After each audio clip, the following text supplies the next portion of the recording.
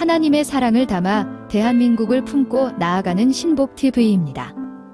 산과 계곡, 그리고 바다가 어우러진 이 땅에서 우리는 예배하며 찬송하고 기도합니다. 여러분의 구독, 알림 설정, 좋아요는 우리의 사역과 방송 제작에 큰 힘이 됩니다. 신복TV와 함께 주님의 은혜를 나누세요. 앞에 두 후보님을 제가 이제 소개해드렸고 마지막 4시 반에 도착하신다는데 5분 일찍 오셨네요. 자, 예비 후보자 출마 기자회견 세 번째 조전혁 후보입니다. 1962년 전남 광주 출생이지만 부산에서 초중고를 졸업하시고 고대 경제학 학위를 받으시고 위스콘신대에서 경제학 박사를 받았습니다. 첫 번째 기자회견을 했던 홍후조 고대 교수하고 학번이 같고 박사 학위도 같이 받으신 걸로 그렇게 아까 말씀을 해주셨더라고요. 18대 국회의원을 역임하시고 국회의원 시절에 전교조 명단을 공개해서 한 16억 원가량의 손해배상 청구까지 받았던 경력이 있습니다. 마지막 후보시기 때문에 잠깐 조전혁 후보님이 젊어서 기고를 했던 조선일보에 기고했던 컬럼이 화제가 돼 있었는데 그 부분에 대해서 잠깐 제가 말씀을 드리겠습니다. 기고문 중에 일부고 제목은 저주의 구판을 멈춰라를 기고했는데 포퓰리즘이 난무하는 정치 구판, 기업가 정신을 흔드는 강성 노조 구판, 장소 불문하고 자리를 까는 사이비 시민단체 구판, 그리고 이념 교육에 몰두하는 전교조 구판에서 선무당들이 춤추고 있다. 구판이 한 차례씩 벌어질 때마다 시장 경제에 대한 믿음이 흔들리고 기업과 돈이 나라를 떠나고 국가 경쟁력이 떨어진다. 더 큰 문제는 이런 선무당들이 확대 재생산하는 구조를 갖추어 놓고 있다는 데 문제가 있다. 교육 사회주의에 점령된 중등교육은 선무당 사관상들을 양산하고 있다. 열성생도들은 강성노조나 사이비 시민단체에서 내공을 쌓고 정치 엘리트 무당을 지망한다. 그 과정에서 우리가 수십 년간 애써 갖고 왔던 시장경제 시스템은 점점 황폐되어 간다. 시장 원리를 모르는 선무당들이 민생과 평등을 내세울수록 민생의 곤란과 불평등이라는 시장의 복수가 벌어진다. 역사가 증명하지 않는가? 왜 실패를 증명된 포퓰리즘 실험, 사회주의 복습의 굿을 이제 와서 버리려 하는가? 이러한 조선일보에 기고를 해서 20년 전입니다. 기고를 하셔서 한때 상당한 그 인기 스타로 떠올랐던 적이 있습니다. 자, 지금부터 이상도 대표님과 세 번째 후보, 예비 후보 조전혁 후보님하고 토론을, 기자회견을 진행하도록 하겠습니다. 지금부터 서울시 교육감 예비 후보자 출마 기자회견을 세 번째 소개하도록 하겠습니다. 오늘 기자회견은 유권자들이 예비 후보자들에 대한 올바른 평가를 내릴 수 있도록 사단법인 유튜브 연합회가 세 분의 예비 후보자들을 초청하여 진행하고 있습니다. 저는 오늘 기자회견의 사회와 진행을 맡은 카메라 출동 이상로 기자입니다. 빠르고 원활한 진행을 위해 유튜브 연합회에서 사전에 회원들로부터 질문을 접수받았고 사회자인 제가 회원을 대신하여 한 후보당 약 10개가량의 질문을 하고 있었습니다. 역시 우리 조전혁 후보에게도 약 10개가량의 질문을 할 예정입니다. 본 기자회견은 유튜브 연합회 소속 여러 유튜브 채널을 통해서 생방송으로 진행되고 있음을 밝힙니다. 시청해주시는 시청자 여러분 대단히 감사하고 끝날 때까지 경청해 주시면 감사하겠습니다. 자, 조전혁 후보님 반갑습니다. 예, 반갑습니다.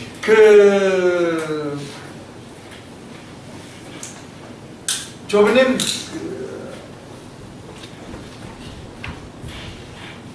국회의원 생활 하셨어요? 네. 예. 그리고 국회의원 생활 하실 때 뭐 언론하고 접촉할 기회가 좀 많으셨죠? 네. 네.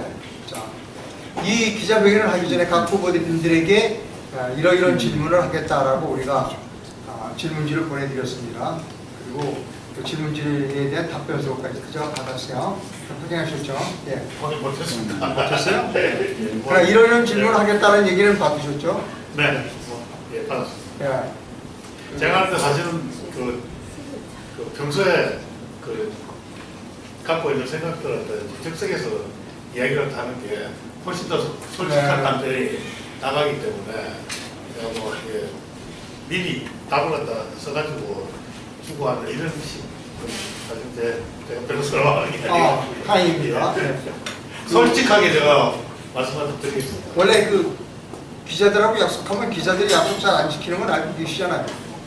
약속 지켜야죠. 저는 약속 안 지키는 사람은 보수주의자가 아니라고 생각합니다. 자, 그 사전에 이런 질문을 드리겠다고 제가 질문 내용을 보내드렸습니다.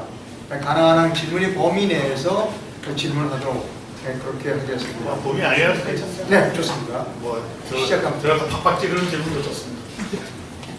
서울시교육감 중도 우파 후보 단일화 통합대책위원회 즉 통대위는 20일 내일부터 오늘 19일입니다. 내일부터 20일 일요일까지 그러니까 내일이 금요일이요. 금, 토, 일 일요일까지 전화 면접 방식으로 여론조사를 하고 23일 최고 득표자를 단일 후보로 추대하겠다는 계획을 가지고 있습니다. 알고 계시죠? 네, 그 계획대로 정말 되기가 바라는데요. 시간이 없어서. 그런데 조금 비극거리고 있긴 있는 것 같습니다. 그럼에도 불구하고 저는 뭐 충분히 극복할 수 있는 비극거림 아닌가 이렇게 생각을 합니다. 원칙대로만 하면 된다고 합니다. 자, 다시 말씀드리면 오늘 이제 이 기자회견이 끝나면 내일부터 금, 토, 일 일요일까지 전화 면접 방식으로 여론조사를 합니다. 그리고 23일날 최고 득표자를 단일 후보로 추대하겠다라는 계획을 통합대책위원회 즉 통대위가 밝힌 바 있습니다. 자, 질문 드리겠습니다. 자, 통대위 단일화에 끝까지 참여하실 것인가? 자, 계속 질문 드릴게요. 통대위 단일 후보 선출 결과에 무조건 성공할 것인가? 통대위 단일화 방식에 마음에 들지 않을 경우 어떻게 할 것인가에 대해서 답해 주시면 감사하겠습니다. 첫째, 제가 이제 출마 기자회견을 할 때 저는 이 동대위의 후보 단일화 하는 거에 있어서 적극 참여하고 협조하겠다라고 말씀드렸습니다. 저는 뭐 여태까지 적극 참여하고 협조했다고 생각을 합니다. 그리고 끝까지 저는 동대위를 떠날 생각이 없습니다. 저는 한 번도 제가 불만이라고 해가지고 동대위에서 탈퇴하겠다라는 의견을 갖다 밝혀본 적이 없습니다. 네, 나머지 두 후보한테 여쭤봤는지 모르겠지만 그런 질문을 갖다 한번 해보시기를 갖다 부탁드립니다. 네. 아까 시청하신 분들은 알지만 이 두 후보 모두 앞에 두 후보 모두 결과에 승복하겠다라는 의사를 표시하셨어요. 근데 뭐 결과에 승복하는 것이 약속된 일을 하는 거 아닙니까? 네. 제가 처음부터 이야기를 했다시피 약속 안 지키는 사람은 좀 보수주의자가 아니다라고 생각을 하고 있고요. 저는 누구보다도 스스로 제가 어떤 경우는 약속이 제 맞는 것 같다는 경우가 많았었습니다. 자, 불구하고 저는 약속을 지키겠다. 동대위 끝까지 지키겠다. 이런 말씀을 드립니다. 결국 오늘 기자회견에 참여해주신 세 후보 모두가 결과에 승복하겠다는 의사를 표시하셨다는 점은 대단히 고무적인 일이다라고 하는 거고, 그러나 통대위에 참여하지 않은 몇몇 후보들이 또 계세요. 그런데 그분들을 어떤 우리 중도 보수 후보로 봐야 할 것인가에 대해서 저는 의문입니다. 라는 생각을 합니다. 네. 예를 들어 지난 2022년도에 사실 그렇게 포함돼서는 안 될 사람을 포함시켜가지고요. 처음에 이 단일화 동력이 굉장히 훼손됐었습니다. 그런데 이 부분은 우리가 지금 유튜브 전체 토론을 다 거치고 나서 저는 우리 우파 소속적인 사회에서 하나 컨센서스를 가져야 되는 게, 자, 좌파 아니면 전부 저기 중도 우파로 분류하는 것 이제는 해서는 안 된다고 생각합니다. 그러니까 분류될 수 없는 사람들은 빼고 보수 우파는 보수 우파대로 난 진보라고 부르기 싫은데요. 좌파는 좌파대로 따로 그렇게 분류하는 것을 우리 스스로 나서서 해야 되고요. 그리고 보수 언론부터 나는 그렇게 분류를 하는 게 맞다. 네. 자, 뭐 우리 많은 분들이 정교조와 싸우신 것을 알고 있고요. 네. 좌파교육 10년 어떤 문제가 있습니까? 좀 조목조목 말씀해 주시면 감사하겠습니다.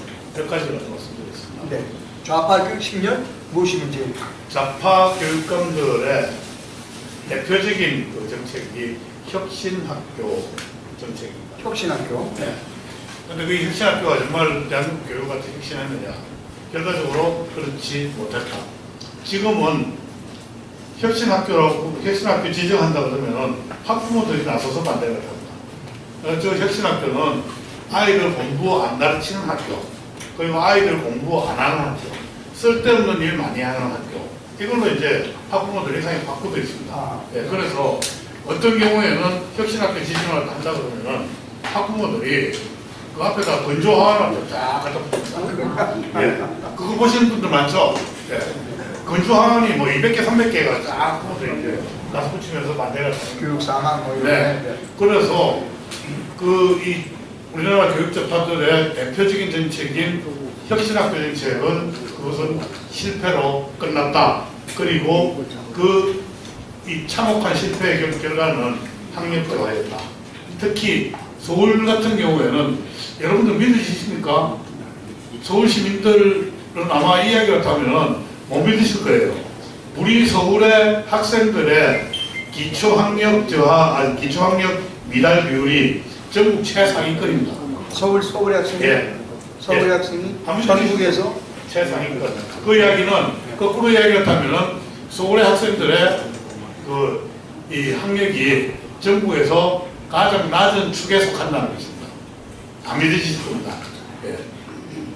그럴 정도로 지금 우리 이 서울교육이 엉망이 됐다. 학력자 하나 말씀을 드리겠고요.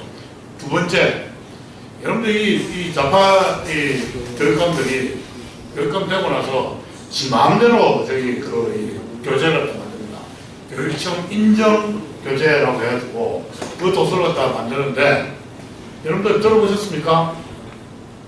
노동인권 교육 교재, 민주시민 교육 교재, 그리고 환경 교육 교재 뭐 이런 것들을 다 만듭니다. 교과서 말고? 네. 교육청 인정 교재입니다. 네. 네. 서울시 교육청도 있고 경기도 교육청도 있고 이 광주 교육청도 있고 이런 교과서들을 다 만들어내고 있습니다. 근데 그것들을 다 보면은 하나같이 지난 문재인 정부 같은 경우는 문재인 정부 코드에 맞는 탈원전을 갖다 옹호하는 그런 내용이라든지 민주시민 교육 같은 경우에는 소위 말하는 운동권적 사회관, 운동권적 역사가 갖다 여지없이 드러내는 그런 내용을 갖다 한다든지, 그리고 노동인권 교육은 시장경제를 갖다 이해시키는 것이 아니고 시장경제를 갖다 오해시키고, 그리고 폭력적인 노동운동을 갖다 마치 옹호하는 듯한 그런 표현까지 있는 그런 교재들을 갖다 만들어가지고 교육이랍시고 지금 하고 있는 것입니다. 그래서 이런 지나친 정치 이념 교육들이 그런 교재들을 통해가지고 행해져 왔다. 아마 학부모들이 그 내용들을 보면은 굉장히 놀라 자빠질지도 모르겠습니다. 거기에다가 사실 우리 사회에서 합의되지도 않고 검증되지도 않은 무슨 동성애 코드 같은 동성애? 아니면 굉장히 편향적인 뭐랄까요, 젠더 political correctness라고 그러죠. 정치적 올바른 이런 것들이 그냥 여가 되지 않고 우리 학교가 넘어오고 있습니다. 근데 저는 이렇게 생각을 합니다. 우리 학생들 굉장히 너무 소중하지 않습니까? 그래서 저는 학교 안으로 넘어오는 이 교육의 내용들은 우리 사회에서 합의되고 또 합의된 내용들만 저는 넘어야 된다고 생각합니다. 합의된 내용만 학교에서 가르쳐야 한다. 그렇습니다. 근데 우리 사회에서 말입니다. 여자 사위, 남자 며느리 이런 가정이 정상적인 가정이라고 언제 합의한 적이 있습니까? 동성 결혼이 정상적이라고 언제 합의한 적이 있습니까? 그런데 이 좌파들은 과감한 건지 무식한 건지 그런 내용들을 지 마음대로 지금 학교에서 가르치고 있습니다. 특히 일부 교사들. 또 합의뿐만 아니라요. 과학적으로 그리고 논리적으로 검증되고 또 검증된 내용만이 학교 담장을 넣어야 된다고 생각해요.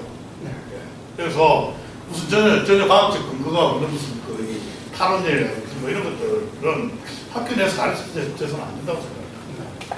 근데 교육감은 이런 합의되지 않고 검증되지 않은 내용들이 학교에서 가르쳐지는 것을 막을 의무가 있다고 생각합니다. 수단이 있어요? 예? 수단이 교육감은 할 수 있습니다. 교육감은 할 수 있다. 네, 그걸 할 수 있습니다. 그래서 제가 만약 교육감이 된다고 그러면은 그런 이 교육하고 관련된 굉장히 다양한 이 학교 정보를 다 공개하고 지금 생산되고 있는 정보가 없다 그러면은 생산까지 해서 공개를 할 생각입니다. 공개하겠다. 네. 그러면은 네. 학교에서 어떤 교육이 이루어지는지 학부모와 그리고 시민들이 감시를 할 수 있다고 생각합니다. 그래서 그 세 번째 문제가 바로 이런 2002년 편향적 교육이 우리 아이들 갖다가 이 정신을 갖다가 망가뜨리고 있다. 그래서 그게 이 좌파 교육감들이 이제 장악한 좌파 교육의 폐해다. 이렇게 말씀을 갖다 드릴 수 있겠습니다. 자, 이제 좌파 교육의 학생 인권을 늘 특히 강조하고 있어요. 네. 그 부분에 대해서 어떻게 생각하십니까? 여러분들 사실은 학생 인권 조례 다들 아실 것입니다. 그런데 이 학생 인권 조례를 좌파들이 우리나라에 도입할 때 뭐라고 이야기를 하는가 하면요. 미국에는 SRR이라는 게 있습니다. SRR. 이게 영어로는 Student Rights and Responsibility입니다. 우리 한글로 번역을 하면은 학생 권리 의무 조례입니다. 우리는 학생 인권 조례지만은 미국에는 SR 학생 권리 라이트에 리스폰시빌리티라는 의무까지 있는 것입니다. 그래서 처음에 이걸 도입할 때 이 경기도에서 제일 처음 도입했습니다. 네, 경기도 교육감이 뭐라고 이야기가 됐는가 하면 뉴욕주 교육부에 뉴욕시의 SRR을 전범으로 삼아서 이 경기도 학생인권 조례를 만들었다고 이야기를 해요. 네. 자, 그런데 우리 학생인권 조례는 학생들 권리만 강조되어 있습니다. 학생의 의무들은 전혀 강조되지 않고 있습니다. 강조되는 게 아니고 아예 기술조차 되지 않고 있습니다. 그게 문제죠. 그런데 뉴욕주의 SRR을 갖다 보면은 이렇습니다. 권리에 관해서는 학생들도 미국의 국민이기 때문에 미국 국민에 준하는 기본권을 가지고 있다. 네. 권리는 굉장히 간단하게 서술되어 있습니다. 반면에 그 권리에 따르는 의무는 굉장히 자세하고 엄격하게 서술되어 있습니다. 예를 들어 가지고 학생들이 학교 내에서 집회 시의 권리가 있다고 서술을 하고 있습니다. 그런데 거기에 대해서 그러나 이 집회 시위를 하면서 학생들의 통행을 방해해서는 안 된다. 그리고 집회 시위를 하면서 학생들이 복장도 학생으로서 적합한 복장을 벗어나서는 안 된다. 등등등등 쭉 있다가 또 집회 시위를 할 때 유인물을 나눠줄 수 있다. 그러나 그 유인물은 반드시 교장 선생님의 사전 허가를 득해야 된다. 그런 라는 조항이- 표현, 예, 조항까지 있습니다. 어, 근데 우리나라에서 교장 선생님의 사전 허가를 득해라 그러면은 아마 이럴 겁니다. 자파들은 지금 검열하냐? 사상의 자유를 갖다 침해하냐? 이렇게 딴지를 갖다가 그럴 것입니다. 네. 그런데 우리가 한번 따져보면은 미국의 SRR이 훨씬 더 교육적이지 않습니까? 왜 저는 그렇게 생각을 한다면요. 우리가 인간이라는 게 원리는 가만 놔둬도 다 주장하게 돼 있습니다. 안 가르쳐도 지 원리 다 주장하지 않습니까? 그러나 의무에 대해서는 학생들이 학교 생활을 통해가지고 규칙을 갖다 지키고 규칙을 갖다 어기면은 벌을 갖다 받기도 하고 하면서 지 몸에 체화되어야지 소위 자유민주 사회의 공화 시민이 되는 것입니다. 우리가 학교에서 공교육에서 학교 아이들을 그 교육하는 것은 대한민국의 국민을 갖다 만들기 위해서 교육을 갖다 하는 것입니다.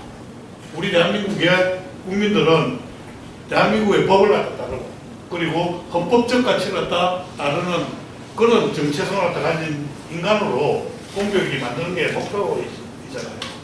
그렇죠? 그런 측면에서 보면 그게 훨씬 더 SRR이 훨씬 더 교육적이다. 네. 그래서 제가 교육감이 된다 그러면 서울시 의회와 상의하고 서울의 학부모 시민들하고 이 공청회를 해가지고 어느 것이 더 교육적이냐. 그래서 지금 학생인권조례는 서울시에서 아마 폐기를 할 것 같습니다. 폐기한 대신에 배신했습니다. 네? 배신했습니다. 아니 아직 상임위를 더 열어야 됩니다. 그거 폐기하려고 그러니까 어떻게 했는가 하면요. 조희연 교육감이 법원에다가 그 가처분 소송을 갖다 내가지고 가처분 소송 결과가 사흘 전인가 각하되는 걸로 나왔습니다. 그래서 상임위에서 이제 폐기 수순에 들어가는 것이고요. 네.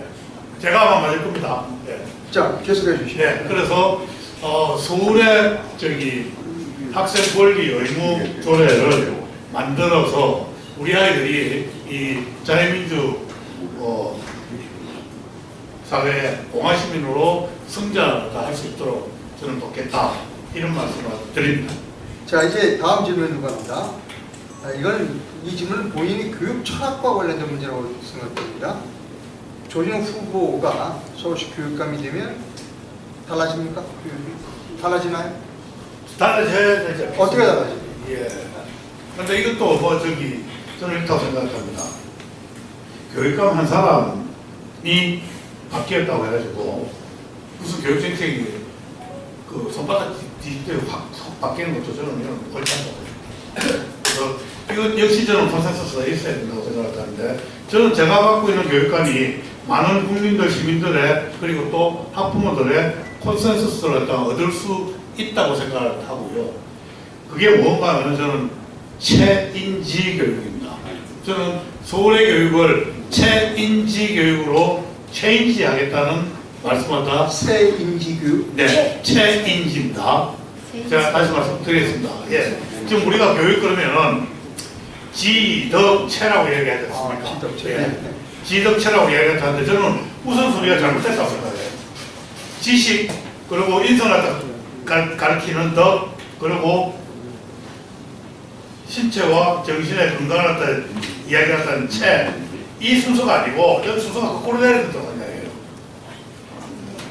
튼튼한 정신과 몸, 체력, 체, 그리고 그 위에 정말 따뜻한 인성이 쌓아지고 그 위에 지식이 쌓이는 게 바람직한 인간 아니겠습니까?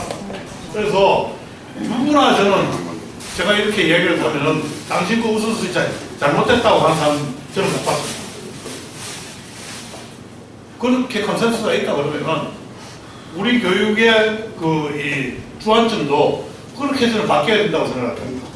저는 이거 우리 서울 시민들 빠른 시간 안에 컨센서스 동의를 얻어낼 자신이 있습니다. 그래서 그 동의와 컨센서스 바탕으로 강력한 개혁을 하겠다. 제 철학은 그것이다. 이런 말씀입니다. 예. 자, 이제 학교에서 실력이라고 하죠. 학력이 이제 가장 중요하게 여기는데 그 후보자께서 생각하는 학력을 향상시키는 방안이 무엇인가? 아까 말씀할 때 그 서울시가 가장 학력이 떨어진다고 말씀하셨고 또 이 학력 얘기를 하면 이런 세력이 있습니다. 서열화하자는 거냐? 또 학업 부담 이런 얘기가 나와요. 부모들이 이제 부담이 따른다. 말씀 좀 주시죠. 이 부분에 대해서. 학업 부담 관련해가지고는 뭐 저는 이렇게 생각합니다. 그 공부가 좋아서 하게 해야죠. 공부의 즐거움을 아이들이 가지게 되면 그게 부담이 아니라고 생각을 합니다. 그래서 공부가 이게 그 고통이다 이렇게 만드는 교육은 저는 잘못됐다고 생각을 하고요. 공부가 재미있는 것 그리고 또 우리가 마치 농부들이 씨를 갖다 뿌리고 열심히 일을 하면 그 이게 좋은 수확이 나오듯이 그 이 실력도 마찬가지로 내가 열심히 하면은 내 실력이 올라가구나 하는 것 같다 확인하는 과정은 저는 굉장히 교육적이라고 생각을 합니다. 자, 그런데 그렇게 실력을 갖다 확인하는 게 뭡니까? 바로 이제 시험이잖아요. 그런데 이 좌파 교육감들은 시험을 죄악시하고 있습니다. 그래서 좌파 교육감이 있는 이 교육청에서는 아이들 시험을 하다 치지 않습니다. 그러다 보니까 어떤 일이 벌어지는가 하면 정말 어이없는 일이 벌어지고 있습니다. 뭔가 하면은 학교에서 우리 아이들 실력 측정이 안 되니까 돈 주고 학원 가가지고 레벨 테스트를 갖다 봤습니다. 여기 계시는 분 중에 혹시 저기 학부모 계십니까? 아니면은 손주가 학교 다니는 학생들 있나요? 그렇죠. 물어보세요. 학교에서 시험 안 치고 학원에 가가지고 돈 주고 레벨 테스트 봤습니다. 이거 말 됩니까? 됩니다. 말 안 되는 얘기입니다, 이거. 네, 맞아요. 예. 학교에서 측정을 해줘야 되는 것입니다. 자, 한번 보십시다. 그러면 돈 없는 학부모는 어떻게 합니까? 지 자식 실력이 어떻게 되는지 모르는 거예요. 뭐가 측정을 갖다 해야지 평가가 가능하고 평가가 가능해야지 개선이 되지 않겠습니까? 그 프로세스가 평가 안 하고 측정 안 하면은 없어지는 것입니다. 그렇기 때문에 지금 보면은 좌파들이 정말 위선적이에요. 얼마나 위선적인가 하면은 이게 입만 열면은 이게 가난한 집 아이들 갖다 위에서 정치를 다 해야 된다. 뭐 이런 얘기를 하지 않습니까? 소외된 계층을 갖다 우리가 보듬어야 된다, 끌어안아야 된다, 그 계층들이 더 잘 사는 사회를 갖다 만들어야 된다. 이렇게 이야기를 하면서 지금 학교에서 일어나는 일은 그 전반대다. 돈 있는 아이들은 학원 가서 얼마든지 돈 쓰면서 레벨 테스트 받고 뭐 이렇게 하면서 실력이 올라가는데 사교를 통해서 실력이 올라가는데 그렇지 않은 아이들은 공교육이 엉망이 되니까 실력은 더 떨어지고요. 소위 말하는 이 사다리 걷어차기를 누가 하고 있느냐? 바로 좌파들이 하고 있는 것이고요. 더 하나 더 어이없는 일들을 보면은 온갖 교육하고 관련돼가지고 이 꼼수는 좌파들이 더 많이 씁니다. 네? 한번 보세요.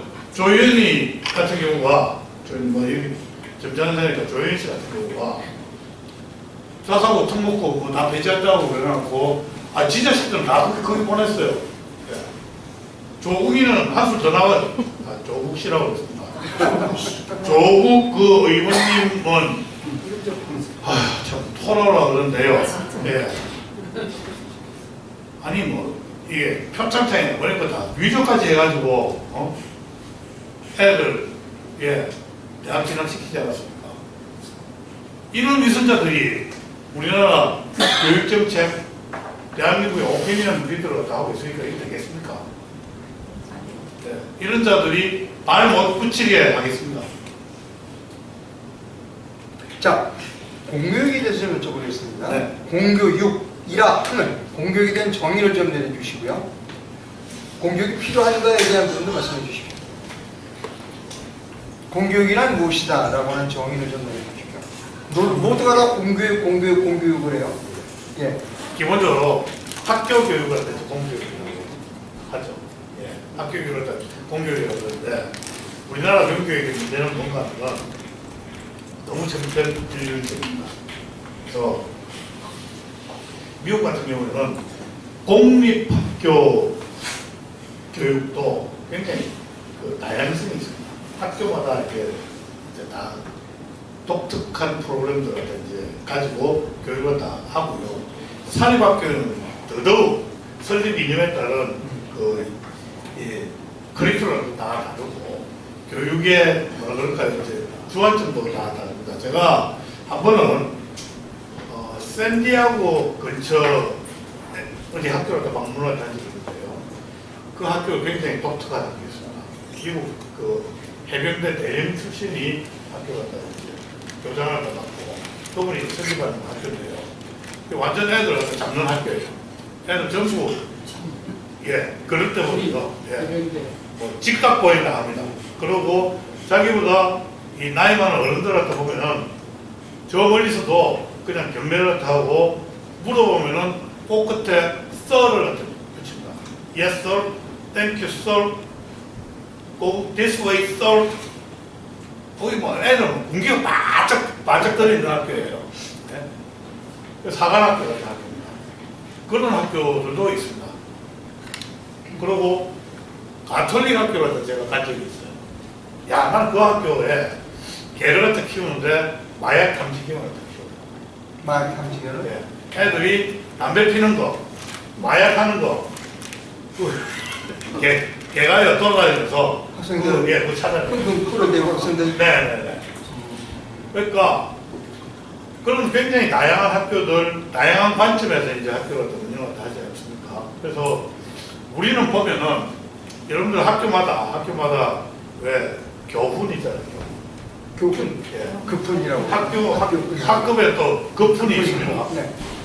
그런데 대한민국의 학교 교실마다 들어가면 교훈이 있는데 교훈은 그냥 걸려있는 장식품에 지나지 않습니다. 그 교훈에 따른 무슨 이 수업을 다느냐? 그렇지 않지 않습니까? 미션 스쿨 같은 경우에는 종교교육도 못해요.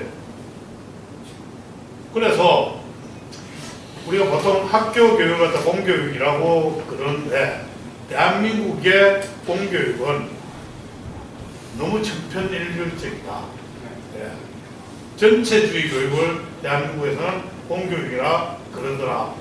전체주의 교육을 예. 우리나라에서는 공교육이라고 말한다. 예. 그걸 빨리 타파해야 된다. 이렇게 생각을 합니다. 자, 이제 우리나라의 학교는 공립할 때도 있지만 사립학교도 큰 부분을 차지하고 있어요. 그렇습니다. 사립학교에 대한 지원 또는 대책, 또 학교를 다니지 못하는 학생들도 있어요. 예. 요즘은 대안학교라는 것도 있더라고요. 그렇습니다. 예, 그런 부분에 대해서 좀 말씀해 주세요. 예. 저는 제가 사실은 이게 항상 어떤 일이든지 사회적인 문제가 있을 경우에 그 문제는 헌법적인 기준에서 한번 판단을 해볼 필요가 있다고 생각합니다. 여러분들 이 대한민국 교육하고 관련해서 우리 국민들은 모두 교육받을 권리가 있습니다. 이거는 현대사회에서 교육을 갖다 받지 못하면 생존이 힘들지 않습니까? 그래서 교육받을 권리는 저는 우리 헌법에서 생존권적 기본권이라고 저는 정의를 합니다. 생존권적 기본권. 네. 이 생존권적 기본권은 박탈되는 것은 생명을 잃는 거나 저는 똑같다고 생각을 합니다. 자, 그런데 어떤 문제가 있는가 하면 방금 이 학교 밖 청소년 그리고 대안학교 이런 이야기를 하는데 대한민국의 학교에 등록된 학생들 유치원생부터 고3까지 학생들은 정부 예산으로 머릿수로 나눠보면 1인당 1,350만 원 정도 그렇습니다. 1,350만 원이 예산이 투입된다. 예. 전체 교육 예산을 학생들 머릿수로 나누면 네. 1,450만 원입니다. 그런데 학교 밖으로 나가는 순간 한 푼도 지원되지 않습니다. 그런데 우리 아이들이 학교에 있는 아이들만 헌법적 기본권을 가지느냐? 저는 아니라고 생각합니다. 학교 밖에 있는 아이들도 대안학교에 다니는 아이들도 교육받을 권리는 여전히 유효하다고 생각해요. 그렇다고 그러면 이 아이들에게 다른 아이들한테 지원되는 예산의 전액을 다 줄 수는 없겠지만은 그래도 일부는 줘야 되지 않느냐. 저는 이렇게 생각합니다. 네. 그래서 다 이제 간접 경비나 이런 걸 빼고 직접 교육 경비에 해당하는 만큼은 아이들한테 이 교육 바우처로 지급을 갖다 해서 대학교가 됐든 아니면 학원비가 됐든 책을 갖다 사보는 게 됐든 그런 쪽에 그 교육을 갖다 위해 교육적 목적으로 이제 쓰인다고 판단되는 그 이 비용 항목에 지출을 할 수 있도록 저는 지급을 갖다 해야 된다. 그게 형평에 맞다. 이런 생각을 하고 있습니다. 그리고 사립학교 관련해서 제가 한 말씀 드리면요. 네. 사립학교가 오늘날 이게 공립학교 전혀 이 차별화되지 않은 그 준공립학교 뭐 공립이나 사립이나 별 차이 없죠, 그죠? 예, 전혀 차이가 없습니다. 이 회사는 전에 그 국가에서 지원하지 않습니까? 사립학교 운영도. 지금 방금도 지원이라고 하셨죠. 네. 그래서 그걸 갖다가 재정결함 보조금이라고 해야 됩니다. 예. 지원 또는 보조금이라고 이야기를 하는데 제가 뭐 전공한 사람입니까? 경제학 교수 출신입니다. 지원이나 보조금은 안 줘도 되는 것을 혜택으로 주는 것입니다. 자, 그러나 우리나라 사립학교의 경우에는 이게 평준화가 되면서 사립학교가 가진 세 가지 자유를 갖다 뺏겼습니다. 하나가 커리큘럼, 그러니까 학교가 그 이 교과 과정을 갖다 만들 자유가 있습니다. 그 다음에 학생 선발할 자유가 있습니다. 그 다음에 등록금을 갖다 책정할 자유가 있습니다. 적어도 사립이라고 그러면은 전 세계적으로 이 세 가지는 사립학교의 자유입니다. 그러나 대한민국에서는 평준화를 유지하기 위해 가지고 사립학교한테 이 자유를 뺏은 겁니다. 그 대신에 등록금을 국민세금으로 받아가지고 이제 사립학교에 주는 것이죠. 자, 이것을 지원이라고 할 수가 있습니까? 자, 국가가 교회에서 여러분들한테 팔다리 손바닥을 묶었습니다. 그러면서 국가가 자, 손바닥 묶은 대신에 내 돈 줄게 하는 거 이걸 갖다 여러분들이 지원이라고 생각을 다 하실 수 있나요? 이거는 배상의 개념이라고 저는 생각해요. 네. 그런데 사립학교들조차도 이걸 수십 년간 이렇게 받다 보니까 자기들도 이걸 보조금 받는 것처럼 또는 지원받는 것처럼 이렇게 생각을 해요. 노예들이 마침 오래 노예 기간을 하면은 이게 노예가 당연한 줄 알잖아요. 저는 그렇게 함으로써 대한민국의 사립교육이 죽었고 그 바람에 대한민국의 교육의 다양성이 사라지면서 우리나라 교육의 경쟁력도 사라졌다. 이렇게 생각을 하고 사립학교의 다양성을 빨리 되찾아주고 사립학교의 자유도 찾아주는 것이 대한민국 교육을 위해서 난 바람직하다라고 생각을 합니다. 여러분하고 생각을 해보면은 학부모들이 자녀에 대한 교육관이 다 다릅니다. 저 같은 경우에는 아이들한테 지식 교육보다는 다른 교육들한테 더 다른 것 같습니다. 전 특히 아이들 감성, 예술 이런 쪽을 더 많이 네. 사실 강조를 했고요. 어떤 부분들은 또 인성 교육 강조하는 사람들도 있을 것이고 어떤 학부모들은 이게 아이들 체력을 갖다 좀 관심 가는 사람들도 있을 것이고 어떤 사람들은 정말 자기 아이들 갖다 초엘리트로 좀 키워보고 싶은 사람들도 있을 것이고 그런 그 수요가 다양하지 않습니까? 다양한 수요에 맞는 다양한 학교가 좀 있어야 된다고 생각한다. 그리고 그걸 갖다 하는 가장 지름길이 사립학교가 다 활성화하는 것이다. 저는 이렇게 생각을 하고요. 바로 그것 때문에 사실 아까 우리 이상로 기자님 말씀하셨다시피 대안학교 있지 않습니까? 네. 요즘 대안학교가 정말 많이 만들어지고 있습니다. 그래서 대안학교는 전국 규제를 갖다 피할 수 있거든요. 정말 다양한 학부모들의 다양한 교육 수요를 대안학교들이 지금 맞춰가고 있지 않습니까? 그런데 왜 이게 대안학교가 그걸 갖다 맞춰가야 되냐 이겁니다. 왜 사립학교를 놔두고 대안학교 같은 학교가 만들어져가지고 해야 되느냐? 제도권 밖에서 왜 해야 되느냐? 제도권 안에서 하게 하면 안 되느냐? 그게 제 답답함이고요. 제가 교육감이 됐다고 그러면 사립학교가 최대한 사립학교의 특성에 맞는 교육을 할 수 있도록 저는 적극 나서서 도울 계획이다 이런 말씀드립니다. 네. 자, 이제 뭐 학교 폭력에 관한 말씀을 좀 여쭤봐야 되겠어요. 학교 폭력 또 디지털 뭐 노출이라고 해야 될까요? 요즘 뭐 사회적으로 문제되고 있는 게 많죠. 거기에 대해서 견해는 어떠십니까? 뭐이 학폭 같은 경우에는 저는 이렇게 생각을 합니다. 교육의 우선순위가 아까 제가 말씀드린 것처럼 지덕체로 가면 안 된다. 그러면 저기 체인지로 가야 된다. 우리 애들이 정말 이게 질풍노도의식이 아닙니까? 그래서 우리 아이들이 정말 뭐 저기 이 체력적으로 막 혈기왕성한데 그런 아이들 열심히 운동을 하고 땀 빼고 그리고 이제 이게 체육이라는 게 하나 좋은 게 체육은 항상 굉장히 간단하지만 룰을 갖다 지켜야 됩니다. 체육 활동을 통해서 룰 지키는 법을 배우게 됩니다. 그렇기 때문에 저는 지금 완전히 이제 죽어버린 체육교육, 아이들에 대한 체육교육. 네. 이거 다시 살리고 활성화시켜야 된다라고 생각을 합니다. 지금 보면은 체육을 하다 이렇게 해요. 일주일에 뭐 2시간 이렇게 하면은 쉬는 시간 10분 빼고 나서 50분 안에 옷 갈아입고 언제 체육 활동을 합니까? 그래서 일주일에 적어도 하루 정도를 갖다 빼가지고 오전 전체를 갖다 빼든지 오후 전체를 갖다 빼든지 해서 아이들이 정말 그 체육 시간에는 정말 신나게 그래도 뭐 축구 한 게임 정도는 뛴다든지 이 정도는 돼야지 뭐 되지 않겠습니까? 그래서 그렇게 이 실질적으로 체육 활동을 갖다가 장려하는 것이 맞고 그리고 또 이제 방과 후에도 우리 아이들이 집에서 콕 틀어박혀가지고 말입니다.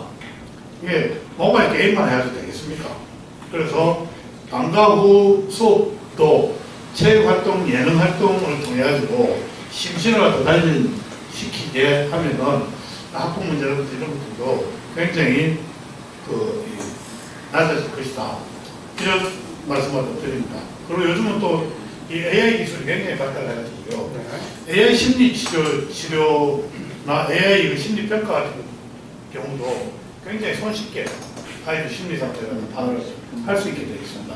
그래서 그런 첨단 그런 이 교육 도구를 갖다 통해 가지고 아이들 심리 치료까지 포함해서 종합적인 대책을 내도록 하겠습니다. 요즘 보면 디지털 성착취 이런 것들을 어린이학생이 직접 제작도 해요. 그래요. 예. 이게 결국은 뭐지 윤리 문제 아니겠습니까? 예. 예. 그래서 아이들이 호기심이 많죠. 그러나 많은 호기심을 갖고 있는 아이들이 그 호기심을 푸는 것은 저는 어쩔 수 없다고 생각을 하는데 문제는 해서는 안 될 것을 갖다 구분하는 것을 가르치는 것. 또 저는 굉장히 중요한 교육이라고 생각을 합니다. 그런데 우리나라 학교 교육이나 사실은 가정교육에서 해서 될 것, 해서는 안 될 것을 지금 가르치고 있느냐? 저는 아니라고 생각합니다. 학교 교육만으로 모든 것을 다 저는 만족시킬 수 없다고 생각합니다. 그래서 제가 교육하면 된다고 그러면은, 예, 가정교육도 학교와 함께 알맞춰가지고 하는 게 필요하지 않느냐. 학부모 교육도 좀 필요하다고 생각을 하고, 제가 모두에 아까 잠시 본격적으로 시작하기 전에 제가 이자유 유치 프로그램을 얘기하지 않았습니까? 예. 그래서 우리 저기 학생들 보면은 그래서 뭐 편모설화나 편부설화 아이들도 있고 또 뭐 부모가 다 있지만 또 아버지하고 또 대면대면하거나 엄마하고 대면대면하거나 뭐 이런 저희 아이들도 있습니다. 그래서 부모하고 정말 살면서 학교 학창 시절 동안 여행 한 번 못 해본 아이들도 있을 겁니다. 그래서 하여튼 저는 좀 부모와 아이들이 친해지는 그런 프로그램.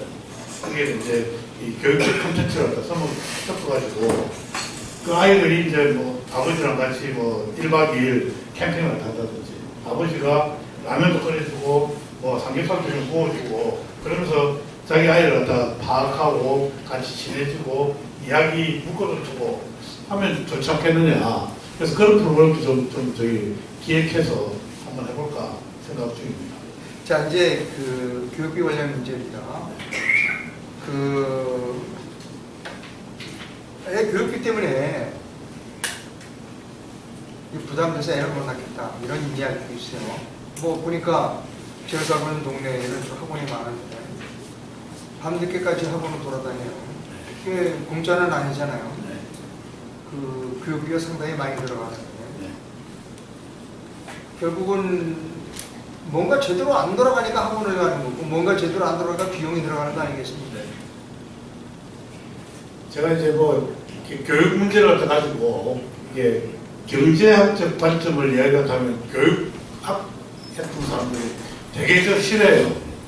되게 싫어하는데 저는 이렇게 그 판단을 합니다. 학교 교육은 교육 시장의 정규 시장이라고 생각합니다. 반면에 학원 교육은 교육 시장의 암시장이라고 생각합니다. 암시장은 왜 만들어지고 왜 발달하느냐 하면요. 정규 시장이 기능을 갖다 하지 못할수록 암시장이 발달을 합니다. 여러분 북한 보세요. 북한의 정규 시장은 뭡니까? 배급하는 배급 시장입니다. 그런데 배급 시장은 제대로 자원 배분 기능을 또 못하지 않습니까? 그러다 보니까 장마당이라는 암시장이 발달했다 하는 것입니다. 그거는 자연의 법칙이고 사회의 법칙이고 역사의 법칙입니다. 우리나라에서도 정규 교육 시장인 학교 교육이 제대로 기능하지 못하기 때문에 암시장인 사교육이 이제 발달이라기보다는 흥하게 되는 것이죠. 근데 암시장의 기본 법칙이 있습니다. 여기에서 승자는 누군가 하면 돈 있는 자, 백 있는 자, 힘 있는 자가 암시장에서는 항상 승리자가 됩니다. 돈 없고 백 없고 가난한 아이들은 이 암시장에서 제대로 했더라도 못 보는 게 너무 당연하지 않습니까? 자, 그러면은 이 암시장은 왜 생긴다고 그랬죠? 정규시장이 안 되니까 생긴 겁니다. 근데 여태까지 대한민국 교육정책을 갖다 이제 이야기를 하면은 타겟팅을 학교 교육 이거 잡는데 쓰는 게 아니고요. 암시장 때려잡으려고 합니다. 북한에서도 장마당 때려잡으려고 하다가 어떻게 됐습니까? 몇백만이 굶어 죽었어요. 암시장 잡겠다고 나서는 정부는 그거는 정말 미친 정부입니다. 잡아야 되는 것은 무엇이냐? 바로 정규시장인 학교시장입니다. 그래서 학교 교육을 질을 갖다 놓으면은 암시장은 자연스럽게 사라진다. 물론 완전히 사라지지는 않을 겁니다. 왜 그런가 하면 인간의 욕망은 무한하기 때문입니다. 그래서 우리 그 정책적으로 보면은 학부모나 학생들의 욕망이 무한하다는 걸 갖다 인정을 갖다 하고 정책을 갖다 해야지 무조건 그걸 갖다 억누를 수 있다고 생각을 하면은 그런 정책은 전 다 실패한다고 생각합니다. 그래서 학교 교육부터 바로 잡아야 된다. 그 방법은 뭐냐? 학교를 경쟁시켜야 된다고 생각합니다. 경쟁시켜야 한다. 네. 지금까지는 경쟁의 양상이 뭐였는가 하면 학부모하고 학생만 경쟁시켰어요. 학교들은 경쟁 안 했습니다. 학교를 경쟁시키면은 학교 교육의 경쟁력이 올라갑니다. 이거는 역사의 법칙입니다. 경쟁력은 어디에서 생겨나느냐? 경쟁에서 생겨나는 겁니다. 학생들끼리 피 터지게 경쟁하는 거, 학부모들이 피 터지게 경쟁하는 거, 이거 바람직하지 못한 경쟁입니다. 누가 경쟁해야 되느냐? 학교가 경쟁하고 교사들이 경쟁을 해야 됩니다. 저는 그런 구조를 만들어 보고 싶습니다. 네. 자, 이제 거의 종반으로 들어가는데요. 오늘 아침 동아일보 기사 내용 일부를 소개해 드립니다. 제목은 18조가 남아도는 초중급 교부금. 최성난 대학이 이걸 쓰면 어떠냐라고 하는 지하의 기사이고요. 주요 부분은 제가 읽어드립니다. 교육 기부금을 흥청망청 쓰는 기형적 운영이 계속되면서 교직원 출산 기원금으로 몇십에서 몇백만 원씩 주고 노트북이나 태블릿 PC를 나누어주는 등 최근 3년 동안 44억 원을 낭비한 것으로 감사원이 감사 결과를 발표했다. 자, 우리 조부께서 교육감해 주시면 교육 예산은 어떻게 사용하시겠습니까? 그건 뭐 너무 정답이 반해가지고요. 국민 예산에 뭐 아껴 써야 되는데요. 저는 뭐 중요한 것은 우선순위에 따라서 저는 예산 집행을 다 해야 된다고 생각합니다. 우선 서울시 교육청에 들어가가지고 무슨 예산을 갖다 좀 살펴보는 게 우선 그런 생각을 해요. 아마 이렇게 기억하실지 모르겠지만은 오세훈 시장께서 이제 보궐선거로 시작되셨지 않습니까? 박원순 시장 때 예산 낭비한 걸 갖다 이제 파악을 했습니다. 박원순 시장 약 10년 했나요? 10년 동안 조 단위 넘는 돈이 이상한 데로 다 샜다는 말입니다. 저희 이제 좌파 시민단체들 지원이라는 명목으로 뭐 흥청망청 이제 다 갔거든요. 그런 것들부터 우선 저는 제대로 살펴봐야 된다고 생각합니다. 교육감 되는 순간 바로 하여튼 정말 정밀한 감사팀을 꾸려가지고요. 예산 낭비의 실태부터 조사를 하는 게 저는 필요하다고 생각합니다. 실태 파악부터 먼저 하십니다. 네. 근데 실태 파악을 안 하고 그냥 뭐 고정지통하면 저는 안 되고요. 네. 이렇게 경험 없는 외과 의사가 뭐라 그럽니까? 매스라고 그러나요? 매스 막 사용하다 하면은 그냥 피치감만 하고 실제로 외과 수술이 안 되잖아요. 네. 그래서 중요한 것은 실태 파악이 굉장히 중요하다. 네. 정밀한 회계팀, 감사팀을 통해가지고 전체 예산을 먼저 살펴볼 필요가 있다는 생각입니다. 남는다면 반납할 용의도 있으십니까? 반납할 건 반납을 하고요. 네. 우선순위에 필요한 데 좀 모자란 것도 있다 그러면 모자란 부분에 더 쓰는 것도 방법이라고 생각합니다. 자, 이제 마지막 질문입니다. 10번째 질문입니다. 뭐 여러 가지 바꾸실 거예요. 뭐 캠프를 만드신다든가. 안 바쁩니다. 제가 저기 우파 시민들 이렇게 유튜브를 통해서 만나는 것은 저로서는 굉장히 크다는 즐거움이고요. 제 생각을 해서 특히 여러분들한테 이렇게 날것으로 보여드린 것은 저 역시 영광이라고 생각합니다. 잘 맞지? 자, 오늘 질문에서 제가 질문인 것 중에 빠진 것이 있거나 네. 그러면 마지막으로 말씀해 주시고 시청자 여러분께, 국민 여러분께 드릴 말씀이 있다면 마지막으로 해주시면 감사하겠습니다. 여러분, 제가 사실 이거 울고 먹을 생각은 전혀 없습니다. 저저녁 그러면은 항상 정교조 명단 공개를 많이 생각하시는 것 같습니다. 그러면서 제가 이제 18대 국회의원 할 때 정교조 명단을 공개했습니다. 정교조 명단 공개를 할 때는 정말 국민들이 정교조에 대한 경각심을 다 아시라는 측면에서 정교조 명단을 다 공개를 했고요. 이 명단 공개하니까 이 사람들이 저한테 1인당 10만 원씩 손해배상을 청구했습니다. 여기서도 하나 정정해 드릴 게 있습니다. 사람들이 꼭 나보고 이제 물어요. 벌금 냈다고. 벌금 아닙니다. 벌금이면 제가 전과자고요. 이거는 민사소송 손해배상 청구했습니다. 그래서 1인당 10만 원씩 하는데 그 사람들 속된 말로 전문 용어로 쪽수가 많지 않습니까? 그러니까 이게 16억 정도가 됐습니다. 제가 2년 동안 세비 한 푼 못 받고 그리고 이제 정교조한테 16억을 뜯겼습니다. 그러다 보니까 사람들이 저한테 그래요. 조정이 굉장히 불쌍하다. 정교조한테 고생했다 이렇게 얘기를 하는데 저는 그 싸움은 여기서 단언할 수 있지만 저는 이긴 싸움이라고 생각을 합니다. 왜 그런가 하면요. 제가 정교조 명단 공개하고 나서 1년 반 만에 제가 아는 제가 파악한 바로는 약 2만 명의 정교조 조합원들이 정교조를 탈퇴했습니다. 정규조가 1인당 30만 원씩 조합비를 납부합니다. 1인당 30만 원씩 2만 명이면 돈이 얼마입니까? 60억입니다. 이전에 10년이면 600억이고요. 15년이면 거의 1000억 가까이 됩니다.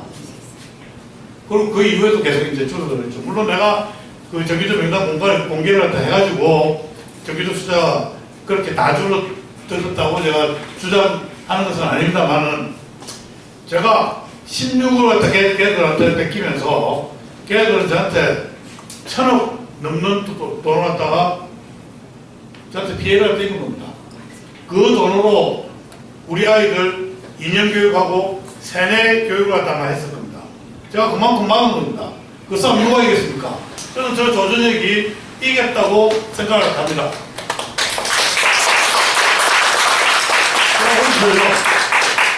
이게 좀 웃으는 소리지만은 병아리 때 쫓기면은 장딱 때서도 쫓긴다고 하는 말이 있습니다. 제가 교육감이 되면은 정규적으로 포함한 교육 좌파들이 그리고 교육청에 또 아래를 들고 있는 그 좌파 세력들이 저한테 대항할 생각을 다 못할 것입니다. 싸움은 이긴 사람이 또 이길 수가 있습니다. 맞아요. 저는 이번 교육감은 지난 12년 동안 켜켜이 쌓인 서울교육계의 적폐, 서울교육청의 암초, 지뢰, 폭탄을 갖다 제거하는 전사여야 한다고 생각합니다. 전쟁에는 장수가 필요합니다. 그 장수 바로 저 조전혁입니다. 저를 지지해 주십시오. 이상입니다.